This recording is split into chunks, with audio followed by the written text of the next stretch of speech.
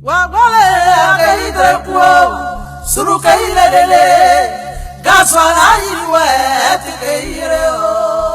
avoir foi en ce qu'on fait.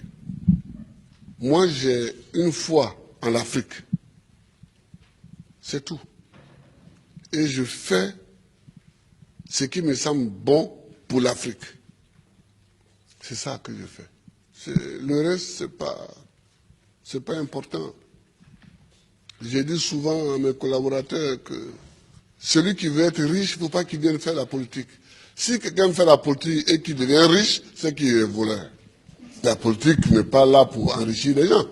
En politique, on te donne les moyens pour que tu vives correctement, mais il y a un travail à faire. Si celui qui veut être riche, il fait des affaires. Il ne devient pas professeur, il ne devient pas journaliste, il ne devient pas caméraman, il ne devient pas homme politique. C'est pas des métiers où on devient riche, ça. C'est pas des métiers où on devient riche. Ça, c'est la première leçon que je voulais tirer. La deuxième leçon, c'est que tu peux partir de zéro et tu peux arriver au sommet. Pourvu que tu saches dès le départ où tu veux aller. Et que tu prennes les moyens pour arriver où tu veux arriver. Je me rappelle toujours d'une discussion que j'avais avec mes amis au lycée classique. On était un certain nombre qui voulions devenir président. Chacun dit va devenir président. Et il y en a un qui m'a dit, moi je vais d'abord faire les affaires, parce que sans argent on ne peut pas faire la politique, on ne peut pas devenir président. Et je lui ai dit, moi, c'est parce que je ne vais pas faire les affaires, que je vais être pauvre, que je vais avoir les mains propres et que je vais devenir président. Aujourd'hui, mon ami, il a eu beaucoup d'argent, effectivement. Il a beaucoup d'argent, mais il n'est jamais devenu président. Il n'a jamais même été candidat. Voilà, il n'a jamais été candidat. C'est-à-dire qu'il faut savoir ce que tu veux longtemps à l'avance. C'est-à-dire qu'il ne faut pas découvrir les situations de façon opportuniste. Il faut savoir ce que tu veux être, ce que tu veux faire. Et tu te traces ta ligne de conduite. Donc tout ce que tu fais dans la vie, moi j'ai fait histoire pour devenir président. Sinon, la bourse qu'on m'a donnée pour aller en France, c'était pour faire professeur de latin et grec. Quand j'ai commencé vraiment à militer, je me suis rendu compte qu'il me manquait l'histoire de l'Afrique pour poursuivre ma route. J'ai changé. J'ai changé. Et j'ai fait histoire parce que c'est ça qui me manquait pour connaître d'où on vient et où on peut aller en connaissant d'où on vient. Je vois des gens qui découvrent qu'il y a un fauteuil à côté, ils peuvent s'asseoir dessus. On ne s'assoit pas dessus comme ça. Le fauteuil, il est à côté, il semble vide, mais il a un propriétaire.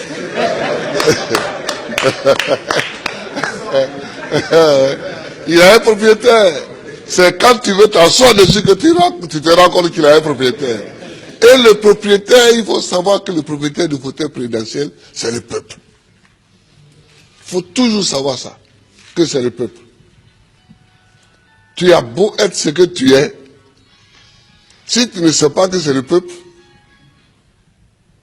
et que tu ne te conduis pas en conséquence, tu ne peux pas t'asseoir dessus. C'est tout ça que moi j'ai envie que les Africains sachent. Et puis, il faut aimer son pays, il faut aimer l'Afrique.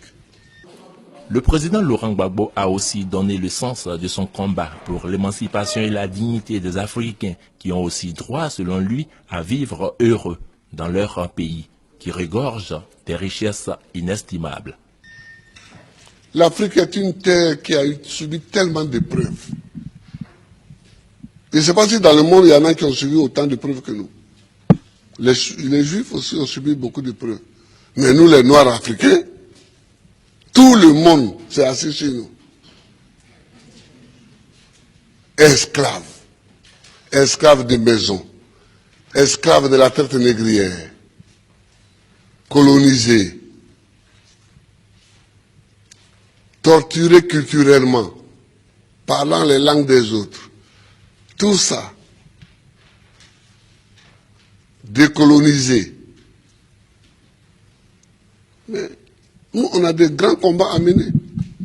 Et les grands combats que nous avons à mener, ce n'est pas pour se venger des gens, c'est pour au moins être homme aussi, comme les autres. C'est ça qu'on appelle la dignité.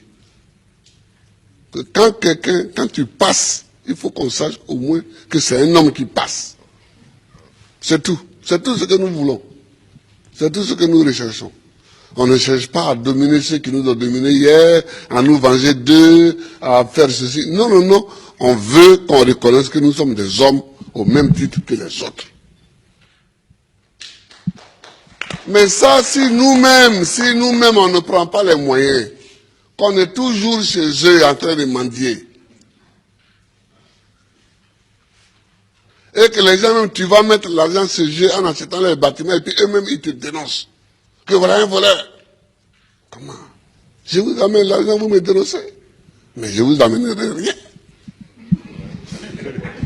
Ah oui, moi quand je vois des chefs d'État africains qui sont dénoncés en Europe, parce qu'ils ont investi en Europe, ça me fait pitié pour l'Afrique. Ça me fait pitié pour l'Afrique. Ça me fait pitié pour l'Afrique. Non, oh, il ne faut pas faire pitié.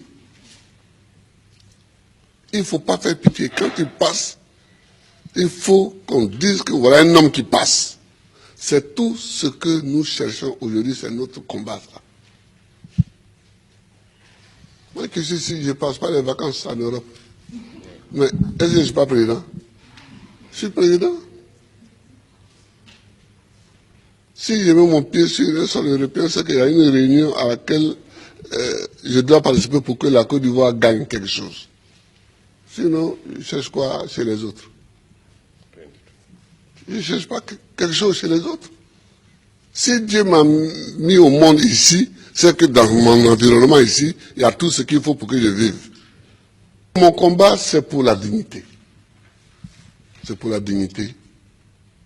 C'est pour que nous effacions tous les siècles passés, les traces de tous les siècles passés, les traces de l'esclavage, les traces de la colonisation, les traces du pillage, les traces du travail forcé, les traces de la chicote.